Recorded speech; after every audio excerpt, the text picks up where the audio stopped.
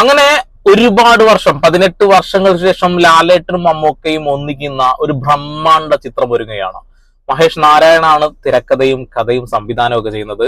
അദ്ദേഹത്തിന്റെ സിനിമകളുടെ ഒരു പാറ്റേൺ തന്നെ വ്യത്യസ്തമായിട്ടുള്ളത്. ഒരു സിനിമ മറ്റൊരു സിനിമ യാതൊരു കണക്ഷനും ഇല്ലാത്ത രീതിയിലുള്ള വ്യത്യസ്ത രീതിയിൽ സിനിമ ചെയ്യുന്ന ഒരാളാണ്. ഈ ഒരു സിനിമയില് മോഹൻലാൽ വില്ലനും മമ്മൂട്ടി നായകനുമാണ് എന്ന രീതിയിലുള്ള ഒരു പ്രചരണമൊക്കെ ഇവിടെ പല രീതിയിൽ നടക്കുന്നുണ്ട്. ഒരു പക്ഷെ അത് അങ്ങനെയാണ് എങ്കിൽ ഒരിക്കലും മലയാള സിനിമയിൽ കിട്ടാൻ കഴിയാത്ത അത്രക്ക് കിടിലനായിട്ടുള്ള ഒരു സാധനം അതിൽ കിട്ടും. ഒരു ചരിത്രം തന്നെയാകും, ഒരു സംശയവും വേണ്ട. ഒരുപക്ഷെ 2020 എന്ന സിനിമക്ക് കിട്ടുന്നതിനേക്കാൾ കൂടുതൽ കളക്ഷൻ കിട്ടാനും ഈ ഒരു സിനിമക്ക് സാധ്യതയുണ്ട്. കാരണം നമ്മളെല്ലാവരും നെഞ്ചിലേറ്റുന്ന മമ്മൂക്കയും ലാലേട്ടനും ഒരുമിക്കുന്ന സിനിമ, അത് തന്നെയാണ് അതിന്റെ പ്രത്യേകത അല്ലെ. ഇതിനെക്കുറിച്ച് ന്യൂസ് ചാനലിൽ വന്നൊരു കാര്യമാണ്, അതൊന്ന് കാണാം കേട്ടോ. പ്രൊഡ്യൂസറും സിയാർ സലീം, സുഭാഷ് ജോർജ് മാനുവൽ എന്നിവർ കോ പ്രൊഡ്യൂസർമാരായ ചിത്രത്തിലാണ് മമ്മൂട്ടിയും മോഹൻലാലും ഉൾപ്പെടുന്ന വലിയ താരനിര വർഷങ്ങൾക്ക് ശേഷം ഒരുമിച്ച് അഭിനയിക്കുന്നത്. കഥയും തിരക്കഥയും സംവിധായകൻ മഹേഷ് നാരായണന്റേതാണ്. ബുധനാഴ്ചയാണ് ഫഹദ് ശ്രീലങ്കയിലെ ലൊക്കേഷനിലെത്തിയത്. മമ്മൂട്ടിയും മോഹൻലാലും കുഞ്ചാക്കോ ബോബനും ഉൾപ്പെട്ട രംഗങ്ങൾ നേരത്തെ തന്നെ ചിത്രീകരിച്ചു തുടങ്ങിയിരുന്നു. മമ്മൂട്ടിക്കും മോഹൻലാലിനും ഫഹദിനും കുഞ്ചാക്കോ ബോബനും പുറമെ നയൻതാര, രഞ്ജി പണിക്കർ, രാജീവ് മേനോൻ, ഡാനിഷ് ഹുസൈൻ, ഷഹീൻ സിദ്ദിഖ്, സനൽ അമൻ, രേവതി, ദർശന രാജേന്ദ്രൻ, സെറിൻ ഷിഹാബ് എന്നിവരും മദ്രാസ് കഫേ, പത്താൻ തുടങ്ങിയവയിലൂടെ ശ്രദ്ധേയനായ തിയേറ്റർ ആർട്ടിസ്റ്റും സംവിധായകനുമായ പ്രകാശ് ബെലവാഡിയും ചിത്രത്തിലുണ്ട്. ബോളിവുഡിലെ പ്രശസ്തനായ സിനിമാറ്റോഗ്രാഫർ മനോജ് നന്ദനാണ് ഛായാഗ്രഹണം. ശ്രീലങ്കയ്ക്ക് പുറമെ London, Abu Dhabi, Azerbaijan, Thailand, Visakhapatnam, Hyderabad, Delhi, Kochi എന്നിവിടങ്ങളിലായി 180 ദിവസം കൊണ്ടാണ് ചിത്രം പൂർത്തിയാകുക. മനോരമ ന്യൂസ്, കൊച്ചി. ഓക്കെ, 150 ദിവസം കൊണ്ടാണ് ഷൂട്ടിംഗ് തീരാൻ പോകുന്നത്. ഫസ്റ്റ് ഷെഡ്യൂള് പൂജയും കാര്യങ്ങളൊക്കെ ശ്രീലങ്കയിൽ നടന്നു. അവിടെ മമ്മൂട്ടി ഉണ്ടായിരുന്നു, അതുപോലെ തന്നെ നമ്മുടെ ലാലേട്ടൻ ഉണ്ടായിരുന്നു, കുഞ്ചാക്കോ ഉണ്ടായിരുന്നു, ഫഹദ് ഫാസിൽ ഉണ്ടായിരുന്നു.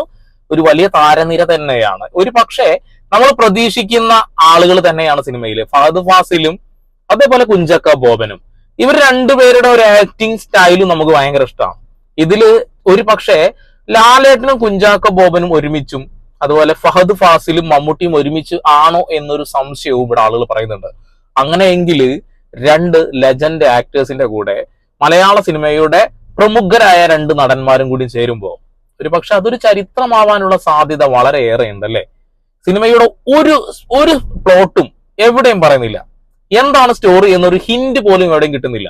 പക്ഷെ ഇവരുടെ ഒരു വേഷഭൂഷാദിയും ഒക്കെ നോക്കുമ്പോൾ ഒരു പക്ഷേ മമ്മൂട്ടിയുടെ ഒരു രൂപം നിങ്ങളൊരു എക്സിക്യൂട്ടീവ് ലുക്ക് പോലെയാണ്. പക്ഷെ മീശ കുറച്ച് പിരിച്ചിട്ടുണ്ടല്ലേ, അതാവാൻ സാധ്യതയുണ്ടോ? സാധ്യത വളരെ കുറവാണ്. ആ ഒരു സിനിമയുടെ മേക്കപ്പ് ആർട്ടിസ്റ്റ് പറയുന്ന കുറച്ച് കാര്യങ്ങളാണെന്ന് കേട്ടോക്കാം. മഹേഷ് നാരായണൻ, അതെ, നാളെ ഞങ്ങൾ ശ്രീലങ്ക സ്റ്റാർട്ട് ചെയ്യാം. അത് വലിയൊരു സിനിമയാണ്.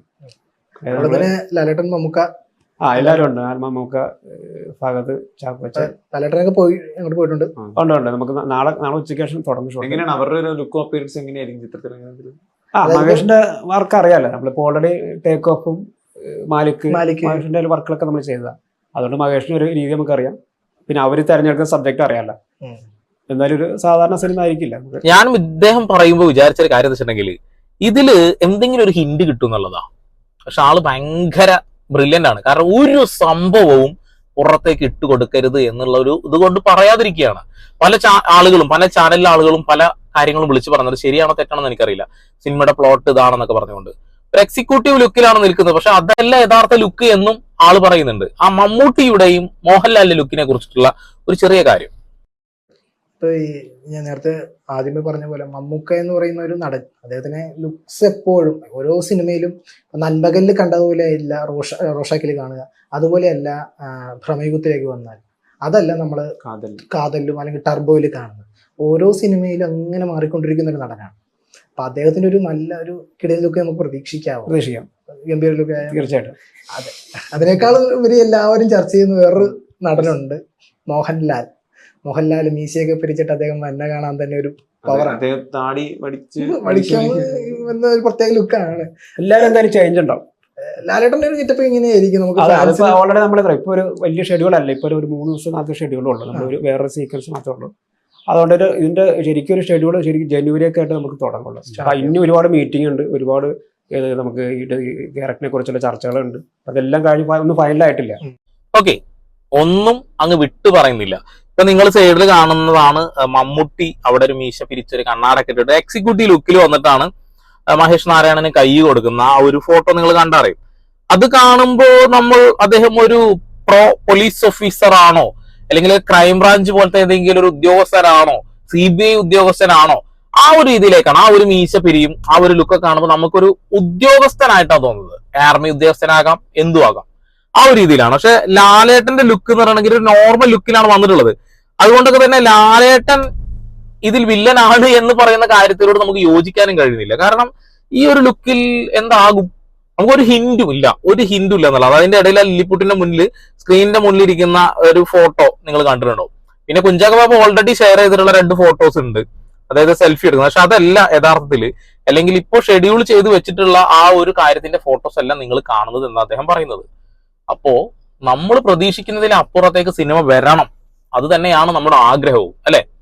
18 വർഷങ്ങൾക്ക് ശേഷം രണ്ടുപേരും ഒന്നിക്കുന്ന സിനിമ അതൊരു ക്ലീഷ സിനിമ ആവരുത്. ആവാൻ സാധ്യത വളരെ കുറവാണ്. എന്നിരുന്നാൽ പോലും ക്ലീഷ ആയി പോയ കഴിഞ്ഞു. ഇതിൽ ലാലേട്ടൻ വില്ലനായാലും മമ്മൂട്ടി വില്ലനായാലും പ്രശ്നം തന്നെയാണ്. അപ്പൊ രണ്ടുപേർക്ക് ഈക്വൽ ഒരു ക്യാരക്ടർ കിട്ടാനാണ് ഒരു സാധ്യത. ഒരുപക്ഷെ പോലീസ് ഉദ്യോഗസ്ഥനായിട്ടുള്ള മമ്മൂട്ടിയെ സഹായിക്കാൻ വരുന്ന ലാലേട്ടന്റെ ക്യാരക്ടർ ആവാനൊരു സാധ്യതയുണ്ട്. ഓക്കെ, കൂടുതലായിട്ട് ഒന്നും പറയുന്നില്ല. സിനിമയുടെ ഷൂട്ട് തുടങ്ങിയിട്ടുള്ളൂ. ഓരോ ലൊക്കേഷൻ പിക്ചേഴ്സും കാര്യങ്ങളൊക്കെ ലീക്കായിട്ട് കിട്ടും. അപ്പൊ നമുക്ക് അതിന്റെ വിശേഷങ്ങളായിട്ട് വരാം. ചാനൽ ഇഷ്ടപ്പെടുന്നുണ്ടെങ്കിൽ സബ്സ്ക്രൈബ് ചെയ്യുക, ബെല്ലൈക്കൻ വിളിക്കുക. വീണ്ടും പുതിയ സിനിമാ വിശേഷങ്ങളുമായി ഞാൻ വരും. അതുവരെ സന്ദീപ് എടപ്പാൾ സൈനിങ് ഓഫ്.